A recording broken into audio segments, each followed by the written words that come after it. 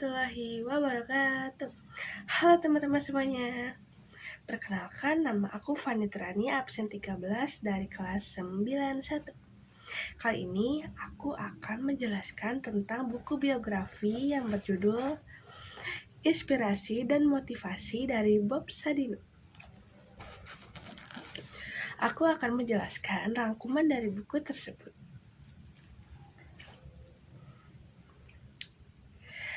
Ketika mendengar nama Bob Sadino, kalian tentunya tidak asing dengan nama tersebut. Sosok tersebut adalah pengusaha sukses yang menorehkan karya-karyanya yang tentunya dapat memotivasi dan menginspirasikan kita untuk para pelaku bisnis. Seiring dan tak jarang dari kita menghadapi banyak tantangan dalam berbisnis, karena dalam berbisnis, setiap pelaku usaha pasti memiliki proses dan tantangannya sendiri-sendiri. Melalui proses tersebut, tentunya setiap pelaku usaha memiliki strategi dan motivasinya tersendiri untuk menghadapi peristiwa dalam usahanya. Namun, tidak semua pelaku usaha memiliki strategi dan motivasinya sendiri. Di sisi lain, di era pandemi yang ikut menyurutkan pelaku usaha, pesimis dan kekhawatiran tidak hanya datang satu atau dua kali. Tentunya dalam menjalankan bisnis, pelaku bisnis harus siap untuk mempunyai ketekunan dan kesabaran yang tidak hanya sesaat. Kehadiran sosok Bob Sadino dari pengalaman hidupnya untuk memberikan motivasi dalam hidupnya menjadikan Bob Sadino merupakan sosok yang mendunia. Perjalanan hidup yang mengantarkannya hingga dikenal dunia tentunya merupakan perjalanan yang berharga. Berikut adalah deskripsi dari seorang Bob Sadino. Bambang Mustari Sadino, atau lebih dikenal dengan nama Bob Sadino, merupakan salah satu tokoh inspiratif, sosok kompeten, dan pengusaha yang lahir di Tanjung Karang, Lampung pada tanggal 9 Maret 1933 dari pasangan suami istri, yaitu Bapak Sadino dan Ibu Itinah Soeraputra. Saputan yang biasanya akrab untuk dipanggil dari seorang Bob Sadino adalah Om Bob. Lahir sebagai seorang bungsu dari 5 bersaudara, lahir dari keluarga yang berkecukupan dengan memiliki seorang ayah, seorang guru, dan kepala sekolah yang mana tergolong sebagai pegawai negeri pada zaman Hindia Belanda. Tidak lantas membuatnya menggantungkan hidup pada keluarganya, tetapi menjadikan beliau sosok yang mandiri dan kompeten.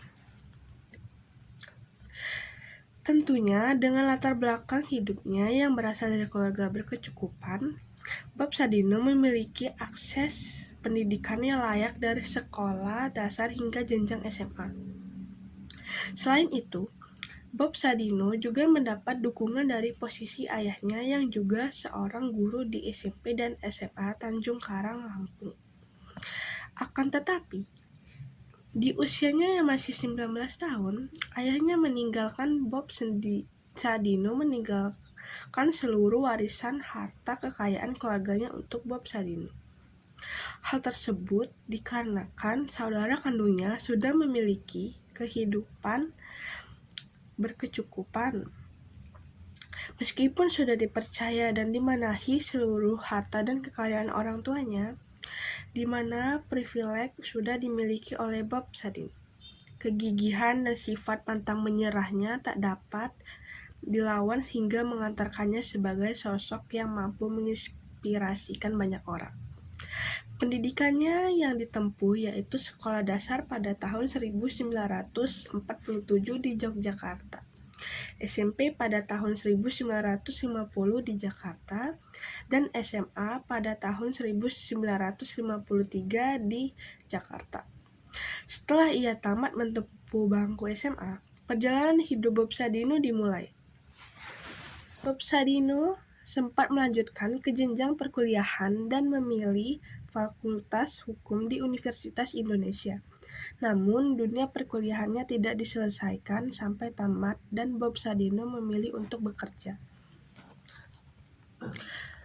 Bermula dari langkah awalnya untuk melepaskan pilihannya dengan tidak melanjutkan pendidikannya di bangku perkuliahan, di saat orang-orang berlomba-lomba untuk meraih pendidikan tinggi, Bob Sadino memiliki idealismenya sendiri untuk memilih tidak melanjutkan pendidikannya di bangku perkuliahan. Meskipun Bob Sadino memiliki idealismenya untuk tidak melanjutkan perguruan tinggi, hal tersebut bukan berarti Bob Sadino menganggap remeh bahwa belajar adalah hal yang tidak berguna atau sia-sia. Hanya saja Bob Sadino memiliki metode tersendiri untuk mendapatkan ilmu. Dalam ajarannya, kita ngomong apakah belajar itu perlu. Saya nggak pernah bilang belajar itu nggak perlu atau nggak usah. Dan saya tidak punya basis, tidak sekolah, saya adalah orang bodoh. Nah, dari kebodohan ini yang menjadi kekuatan saya. Bob Sadino memilih jalannya sendiri, di mana dari kebanyakan perjalanan hidup seseorang dimulai dari ilmu pengetahuan yang didapat melalui pendidikan dan bertahap hingga menjadi seorang ahli. Tetapi hal tersebut justru membuat Bob Sadino terbuka dan banyak belajar hal baru. Bob Sadino memulai perjalanan karirnya dari nol. Jenjang karir yang dijalankan oleh Bob Sadino dimulai dari usianya 19 tahun, yang sudah ditinggalkan oleh ayahnya. Bob Sadino hanya memiliki tekad untuk bekerja secara mandiri. Dengan cara berpikir yang kreatif, beliau berhasil untuk menjadi pengusaha yang hingga saat ini menjadi panutan bagi pengusaha muda. Dimulai dari keputusannya untuk tidak melanjutkan perkuliahannya, Bob Sadino memilih untuk bekerja sebagai karyawan di Unilever hingga beberapa tahun sebelum dirinya singgah dan bekerja di luar negeri. Sebelum keputusannya untuk memilih bekerja di luar negeri, Bob Sadino kemudian memilih keputusan ingin bekerja untuk diri sendiri dan meninggalkan posisinya sebagai karyawan di Unilever pada tahun 1955. Pada saat Bob Sadino ditinggali harta kekayaan orang tuanya, sebagian harta tersebut digunakan oleh Bob Sadino untuk berkeliling dunia dan singgah dan menetap di Belanda selama 9 tahun. Saat ditinggal di Belanda tersebut, Bob Sadino bekerja di perusahaan pelayaran di Jakarta, Lirot, di kota Amsterdam, dan di Jerman. Pelajaran hidupnya di Belanda menghantarkannya untuk bertemu dengan pasangan hidupnya yang bernama Soelami Soejoet, yang merupakan seorang karyawan Bank Indonesia Amerika Serikat. Perjalanan jatuh bangunnya dimulai dari Bob Sadino menjadi sopir setelah kehidupan merantaunya di Belanda. Pada tahun 1967, Bob Sadino dengan keluarganya kembali ke Indonesia dengan menggunakan gajinya hasil bekerja saat di Eropa dan menggunakan warisan orang tuanya. Bob Sadino memiliki 2 buah mobil Mercedes dan memulai usahanya dengan membuka sewa mobil dan Bob Sadino sendiri yang menjadi sopirnya.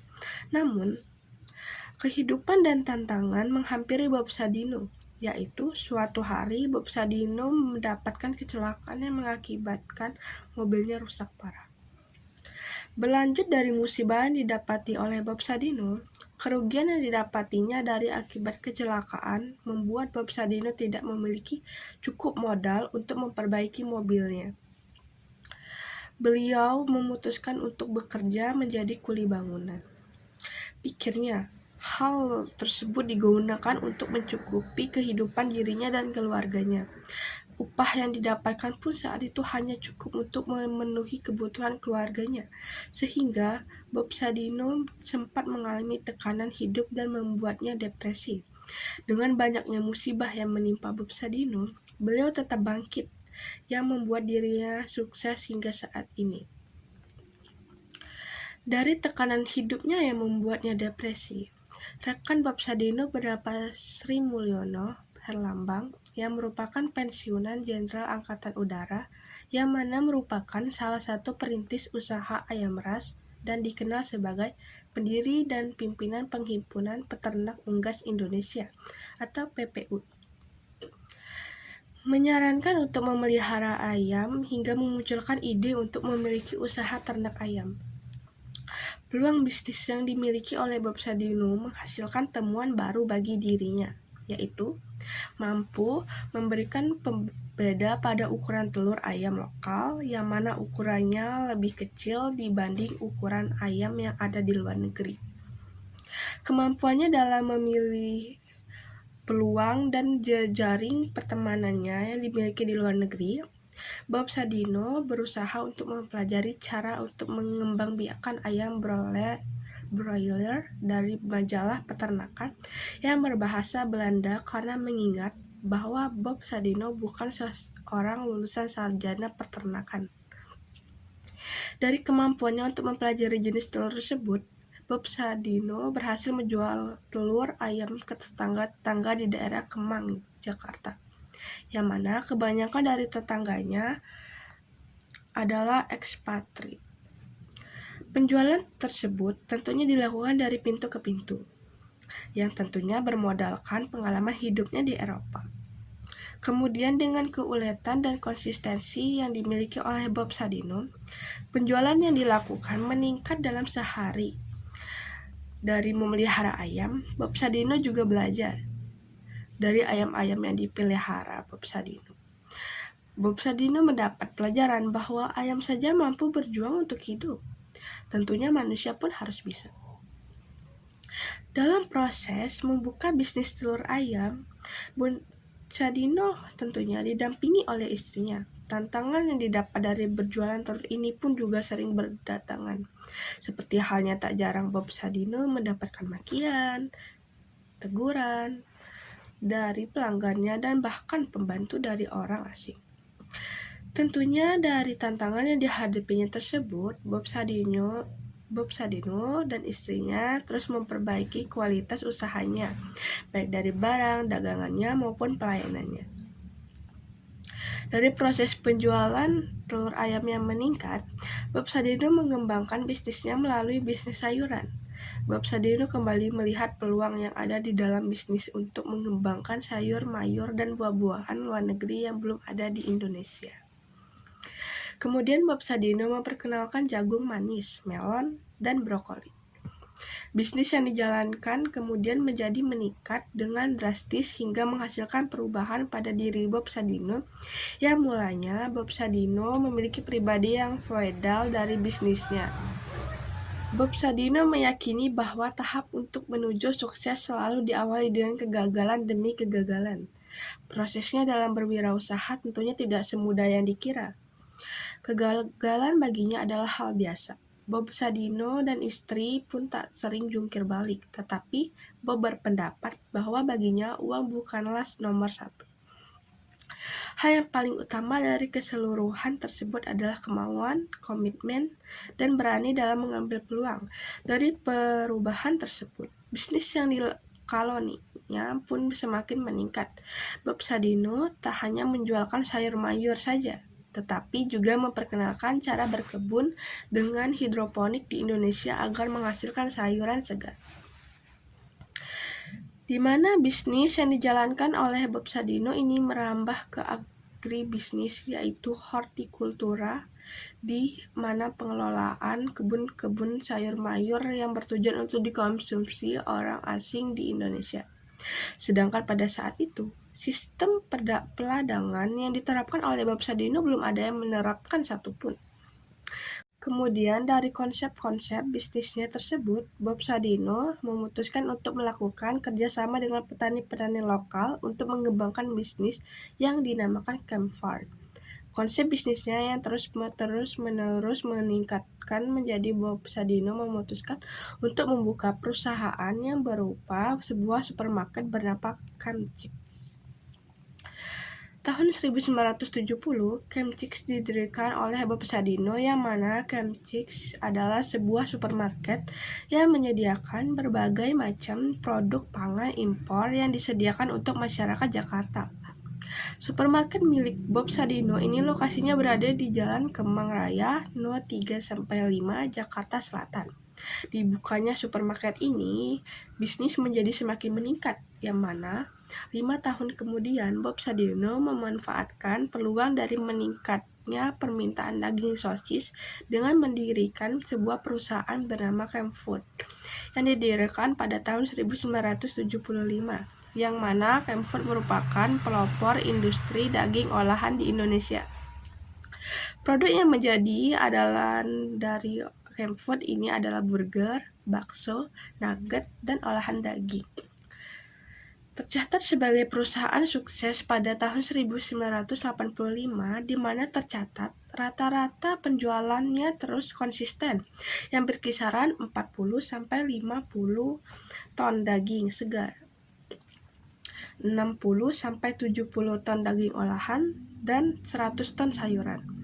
Dari karya-karya dan kisah-kisah inspiratifnya, Bob Sadino mendapatkan tempat tersendiri dari masyarakat luas sebagai pionir atau pelopor yang inspiratif. Tentunya, Bob Sadino merupakan salah satu pionir bangsa yang telah mengenalkan ayam negeri dan menjadi orang pertama yang menggunakan peladangan sayuran dengan sistem hidroponik. Berawal dari keinginannya untuk lepas dari belenggu perusahaan hingga berhasil membangun perusahaan besar.